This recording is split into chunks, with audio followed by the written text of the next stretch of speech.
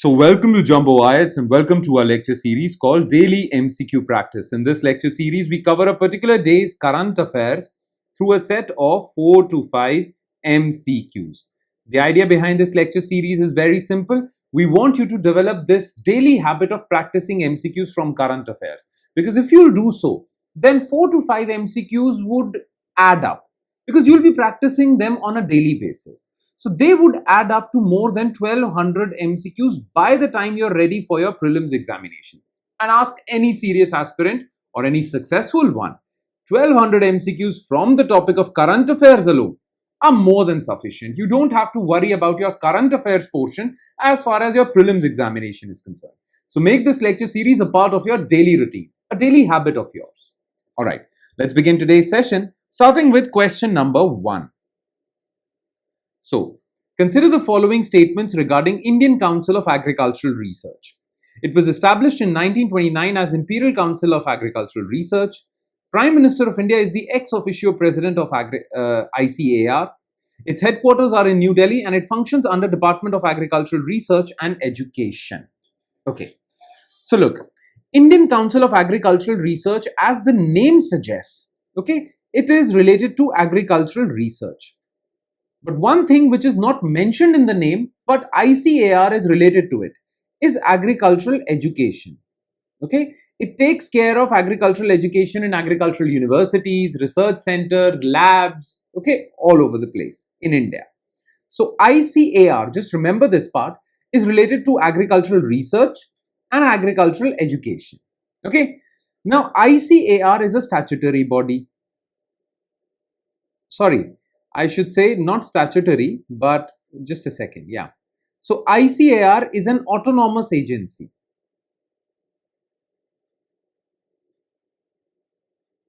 Under Ministry of Agriculture and Farmers Welfare.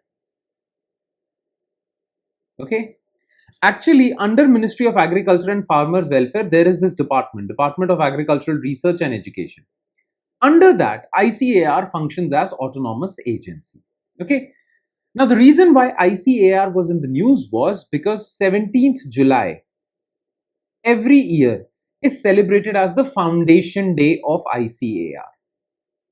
Okay, that means it was founded on this day. It was founded on 17th July 1929. Okay, back then, well, we were under British rule, so it was not called Indian Council of Agricultural Research, it was called Imperial Council of Agricultural Research. Okay. So statement 1 is correct. Now, Union Minister of Agriculture is the ex officio president of ICAR, not Prime Minister. So this part is false. And yes, its headquarters are in New Delhi and it functions under DARE. So this part is correct. Only 2 statements are correct. The answer is B. Now, question number 2.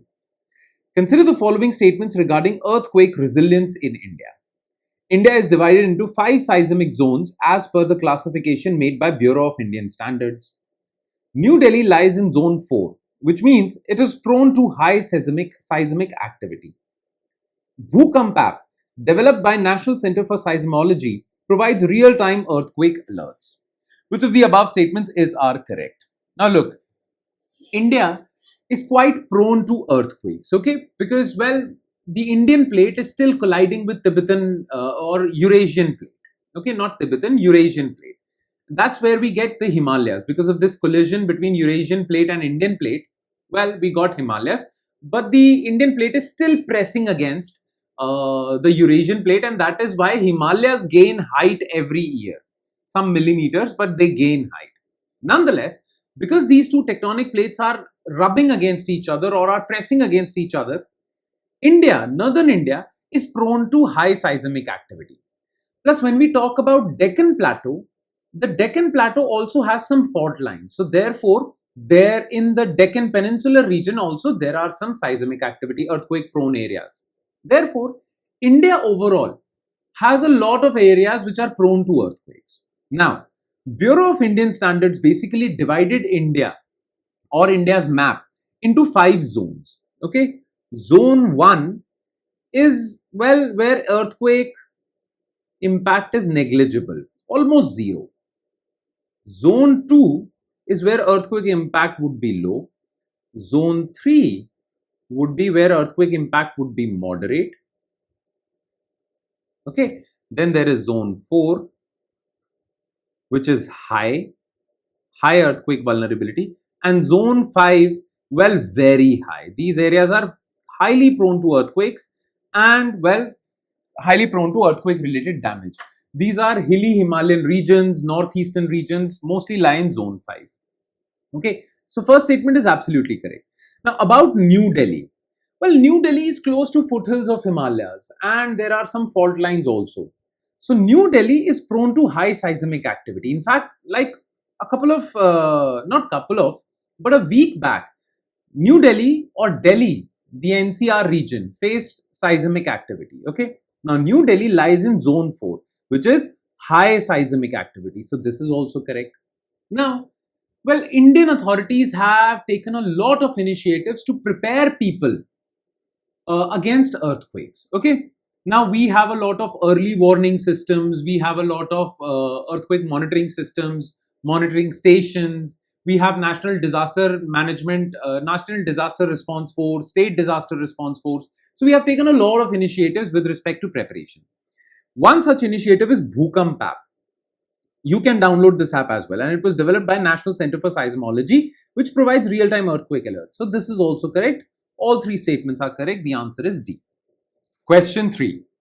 Consider the following statements regarding open market sales scheme domestic D. It is a scheme to offload excess surplus stock of food grains with Food Corporation of India. Reserve price is the minimum price at which FCI sells from the central pool. FCI conducts open market sales scheme through physical sale at regulated agricultural marketing yards. OMSS is only performed to offload rice and wheat stocks. Okay. Now you all know that FCI procures food grains from farmers at MSP. And then FCI transports it, distributes it to different fair price shops across the country, from where people, underprivileged people, can buy food grains, okay, at a subsidized rate. Okay, 3 rupees per kg rice, 2 rupees per kg wheat, 1 rupee per kg coarse grains, jowar, bajra, ragi and all. Okay, so this is our food security mechanism. Clear? Now, FCI procures food grains from farmers at MSP and then distributes it to fair price shops. But still, after distribution, a lot of food grains, surplus food grains, remain in FCI's buffer stock. Okay, or we should call it central pool of food grains. So there are surplus grains. Now, FCI has to spend money to store these surplus grains, right? Therefore, sometimes when the carrying capacity of FCI is too much, or the storage capacity of FCI is limited and it has too many grains, FCI offloads these surplus grains into the market by selling them in the market. Clear? Now, this is done most of the times to offload surplus stock, or when there are supply shortages of food grains because of which food inflation is high. FCI offloads surplus stock so that supply comes back to normal and prices also come down. So, FCI performs open market sales scheme for supply shortages and to moderate inflation levels. These are the three goals for which open market sales scheme is performed. This is open market sales scheme. Clear? So it is a scheme to offload excess surplus stock of food grains by FCI. Absolutely correct. Now, FCI sells these surplus grains in the market to private traders at reserve price. Okay. Now, reserve price is the minimum price at which FCI would sell these grains to private traders. Okay. Generally, FCI sells these grains through an auction mode. Okay. So FCI says this is the reserve price. So any private trader who wants to buy these grains, you have to quote a price or bid for a higher price than reserve price. So FCI follows auction mode. Okay. And this is most of the times e-auction. Okay. E-auction is conducted online, not on physical sale at regulated agricultural marketing yards. So this part is false. Reserve price is correct. Now, OMSS is only performed to offload rice and wheat. No, it is also used to offload coarse grains, jowar, bajra, ragi. Okay. So this statement is also false. 1 and 2 only. The answer is A. And last but definitely not the least, which of the following statements are correct regarding genome sequencing in India? Genome India project is the sequencing of the genomes of 10,000 individuals from 83 diverse populations across India. Indigen project has successfully sequenced the genomes of 1,029 individuals.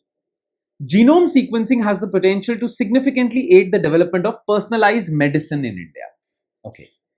Now, first two statements are correct. Basically, genome sequencing is mapping the genes of individuals, humans. So, every gene in our genome or DNA performs a specific function. So, what is that specific function? Which gene performs which specific function? That is what genome sequencing does. It collects the data. So, first two statements are correct. Now, it is very important. Genome sequencing is very important for personalized medicine, because what is personalized medicine? Medicine is personalized according to your body, your requirements.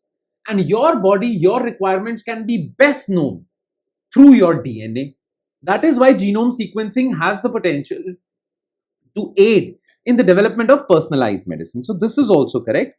All statements are correct. The answer is D. And with that, we conclude today's session. Thank you so much for watching, everyone, and I'm sure it has added value to your preparation. But it would add more value if you're consistent and regular with this lecture series and you revise it as well. So please do not forget to revise it, and I will see you next time with another set of MCQs. Thank you, everyone.